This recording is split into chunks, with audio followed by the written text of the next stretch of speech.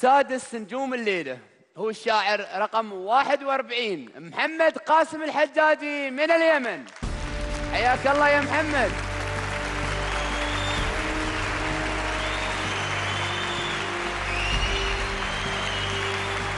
استاذ حياك الله يا محمد.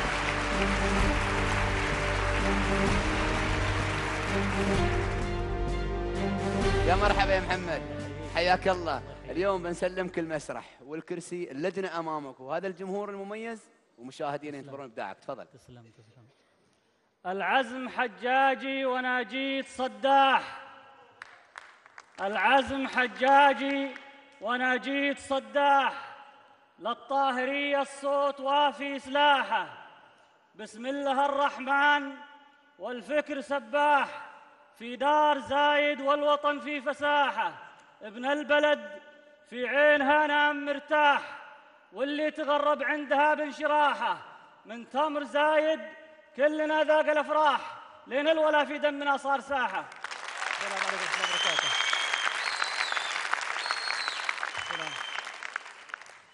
امسي بالخير على اللجنه والجمهور الحاضر والمشاهد امام التلفاز، وارحب باخواني ابناء حجاج النبلاء اللي شرفونا الليله، وارحب باخوي الشاعر فهمي التامر اللي حضر من البحرين. المشاركة لروح الشهيدة الدكتورة سمية الثلايا ضحية الهجوم الإرهابي على المستشفى العرضي في صنعاء. بسم الله. معك يا وطن، معك يا وطن، طعم المساء حالي شعوره، ولو جيت متوشح ماسيك وعتابك، تلال السواد وحزن يا مكبر حضوره، على روض روح ذاقت الويل بشعابك. هنا كانت تصلي والابواب مهدوره، تكبر وتسجد خاشعه ريش وتهابك.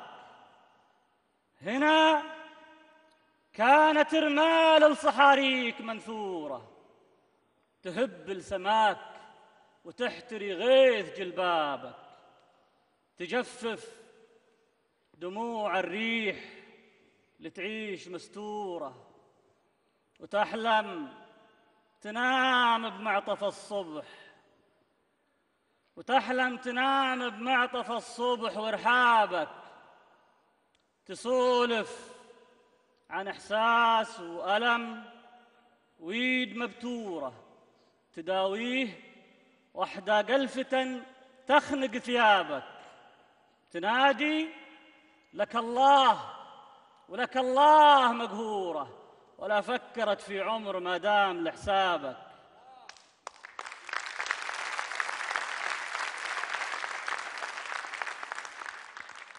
كذا طارت بجنحانها البيض دكتورة، تشق الفضاء وترجم الغيم لأحبابك، تكسر سلاسل صبرها فيك مجبورة، تشوف القبور أرحم من اللعب بأعصابك.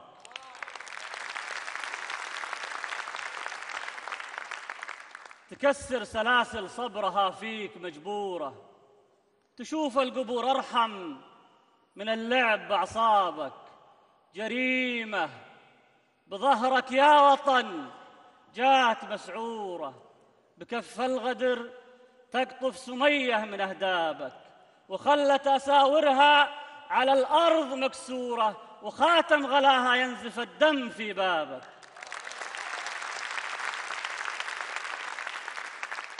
وخاتم غلاها ينزف الدم في بابك. خطفها الوفا وتبعثرت لول مذعورة، وكن ظلها المطعون يبكيك لمصابك. سقوفك ضلوع إرهاب ووحوش مأجورة، وكل الشوارع تمنح الموت بغيابك. فلا هم بشر منا، فلا هم بشر منا، فلا هم بشر منا. على هامش الثورة خذوا كل ريف يسكب الفي بكتابك. على وين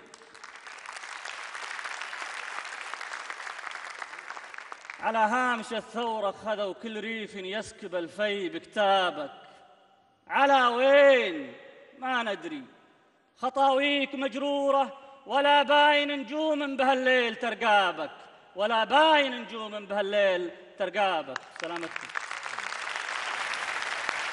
محمد، فعلا أنا أصفق مثل الجمهور اللي تفاعلوا مع هذا النص الشامخ، هذا الإحساس الراقي. النص من أجمل ما سمعت في تصوير مثل هذه الأحداث اللي في اليمن أو غيرها في الوطن العربي، هذه المآسي اللي نشوفها في كل حين في وسائل الإعلام. حضورك مذهل يا محمد اليوم للأمانة، يعني معك يا وطن طعم المساء حالي شعوره، ولو جيت متوشح مآسيك وعتابك. يعني رغم هذه المآسي التي حضرت بها يا محمد، إلا أنه الحديث عن الوطن يبقى بطعم آخر ومختلف. الجميل في هذا النص الصور الشعرية اللي من أول بيت وحتى الختام، لم يعني تتغلب الفكرة على الشعر في هذا النص، وهذا يحسب لمحمد. كذا طارت بجنحانها البيض دكتورة تشق الفضا وترجم الغيب لأحبابك. كثير من هذه الصور الشعرية الجميلة. بكف الغدر تقطف سمية من أهدابك، لما قلت جريمة بظهرك يا وطن جات مسعورة. صورة شعرية جميلة جدا خطفها الوفا أيضا. أنا أقول هذا النص دعوة لمشاهدة الفيديو لمن لم يشاهد هذا الحدث. هنا محمد الحجاجي صور هذا الحدث برقي وإحساس جميل جدا، تشكر عليه محمد. الأجمل في ذلك، تستاهل والله التصفيق. الأجمل أنك ما غفلت في الختام عن الوطن، هذا الترابط الجميل في كتابة القصيدة، وهذه حرفة شاعر. تحدثت عن سمية وهذا الدم المتناثر في المستشفى وتضحيتها وإلى آخره وطعنات الغدر. ما أنستك الختام، على وين ما ندري خطاويك مجرورة ولا باين نجوم بهالليل ترقابك. أيضا ختمت بما بديت فيه في حديثك عن الوطن. هذا الحديث الشامخ أنا محمد للأمانة من أجمل النصوص اللي سمعتها، رغم كمية الحزن اللي فيها إلا أني عشت تفاصيلها. وأنا للأمانة يمكن ما سمعت وقريت، ما شفت الفيديو، لكن بعد هذا النص أبي أشوف الفيديو حتى تزداد جمال هذه القصيدة. الله يوفقك يا محمد. سمحت لي أبو خالد، طبعا تفضل. الدكتورة سمية هي واحدة من الضحايا في التفجير المستشفى العرضي، ولكن كلهم غاليين ودمهم غالي، لكن جسدت في شخص ينطبق عليهم الحزن على كل كل فقيد في هذا الحادث. فعلا نسأل الله أن يفرج كربة المسلمين والعرب في كل مكان يا رب. تفضل ونزار. تفضلت. محمد، هذا نص فعلا مذهل وجميل، وقد ازداد جمالا بتفاعلك معه، بحيث أنه فعلا إحنا كنا أسرى لديك في الاستماع لهذا النص. طبعا هنا ما فائدة الشعر إذا لم يكن لتخليد هؤلاء الشهداء. ثم إن اللقطة التي أنت لقطتها هنا، خلينا نسميها لقطة لأنها من التماسك، بحيث إنها فعلا ممكن أن تسمى لقطة ممتلئة بالتصوير والمشاعر. هذه اللقطة بنعتبرها إحنا رمز لما يجري في اليمن. يعني أنت التقطت التقاطة شاعر، لكن مثل هذه الالتقاطة هي نموذج لما يجري. وهذه القصيدة يعني لو لم تتضمن اسما علما فيها الشهيدة لانطبقت على كثير جدا من البلدان العربية التي في هذا الوقت، مع الأسف. يعني الشيء الثاني أنه من غرابة هذه القصيدة أنه كلمة وطن لم ترد فيها إلا مرتين فقط، في البداية وفي الثلث الأخير.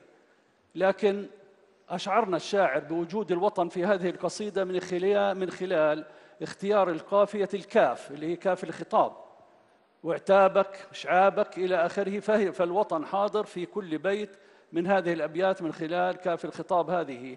وبالتالي نحن نحس بأنه كل كلمة من الكلمات التي في هذه القصيدة، وهي من الوزن الثقيل، هذه الكلمات كلها تتجه باتجاه الوطن. أنا حاولت أحصي عدد الكلمات التي جاء بها الشاعر التي تصب في مجال الحزن، الألم، الذعر، الانكسار، اللي هي الموضوع القصيدة. وجدت فيه هناك 30 كلمة مختلفة، وهذا يدل على أنه الشاعر يعني الآن يعني أنا أذهب إلى المسألة الأدبية في الموضوع اللي هي الشعر واللغة. هذه سعة مفردات مذهلة عند الشاعر، استطاع من خلالها أنه يطرز هذه القصيدة بهذا الجمال. وما هذا الشعر يا محمد الذي يصور جمالا في مثل هذه المأساة؟ إنه جمال الشعر، مع أن الموضوع هو مأساة.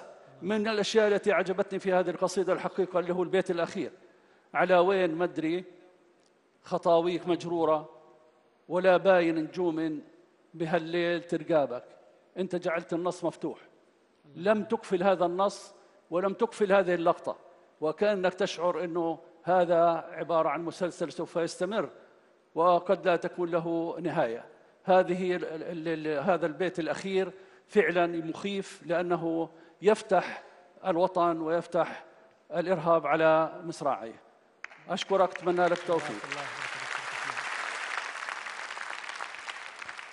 محمد، الله يرحم الدكتورة سمية، كل اللي قضوا نحبهم في الحادث الأليم اللي راحوا ضحيته أبرياء ما لهم ذنب بسبب إرهاب لا يعرف إلا لغة القتل، إرهاب متعطش للدم ولا يملك ولا يحمل أي ذرة من الخوف من الله أو الإنسانية.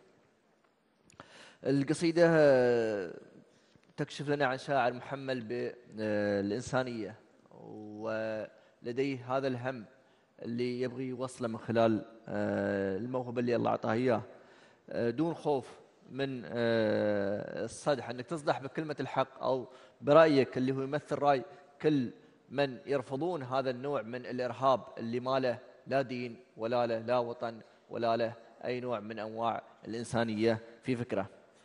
استطعت أن تقول اللي تبغيه يا أخوي محمد باحترافية، وسمية أنا أعتبرها في هذه القصيدة رمز لكل ضحية من ضحايا الإرهاب في كل مكان. هذه القصيدة كانت ناطقة بالشعر وبالإنسانية في آن واحد، ولم يطغى أحدهما على الآخر.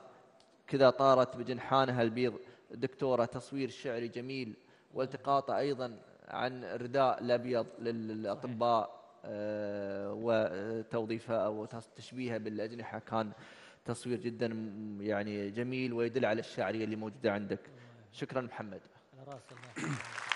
شكرا لكم أساتذتنا، وشكرا لك يا محمد، وصح الله لسانك. نتعرف على سؤالك منك، مشاهدينا بيتعرفون عبر الشاشة، نشوف مع بعض.